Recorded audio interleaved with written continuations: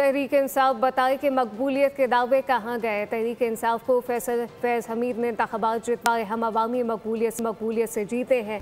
वज़ीर आला पंजाब मरीम नवाज़ की लाहौर में इजलास में बातचीत, कहा ये इलेक्शन नहीं बल्कि रेफरेंडम था जिसमें अवाम ने नून लीग की भरपूर हिमायत की। मरीम नवाज़ बोली कि PTI को मालूम था कि वो इलेक्शन हार जाएंगे, इसलिए बाइकआउट का ड्रामा किया गया। आज़ाद उम्मीदवार बानी PTI की तस्वीर लगाकर मुहिम चला रहे थे। बोलें कि ये ज़िमनी नहीं, आम इंतखाबात थे। बाइकआउट खैबर पख्तूनख्वा में क्यों नहीं किया गया? मरीम नवाज़ ने कहा लोग बयानियों से तंग आ चुके हैं, अब तरक्की को वोट मिलता है।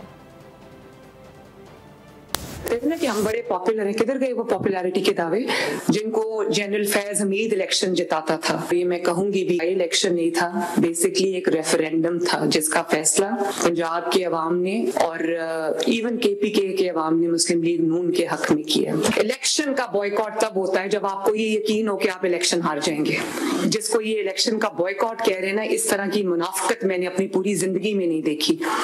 तमाम हलकों में PTI के उम्मीदवार खड़े थे और पोलिंग कैंप्स लगाए, तस्वीरें लगाई, कैंपेन्स की, नाम लेके। बड़ी तादाद में बाई इलेक्शंस जो है वो कम ही शायद देखने में आए हैं पाकिस्तान की तारीख में। तो इन अ वे ये एक जनरल इलेक्शन था। जब नैरेटिव चला और काम नहीं चला, उस वक्त पाकिस्तान के अंदर जो तारीखी तनज़्ज़ुली आई उसकी कोई मिसाल नहीं मिलती।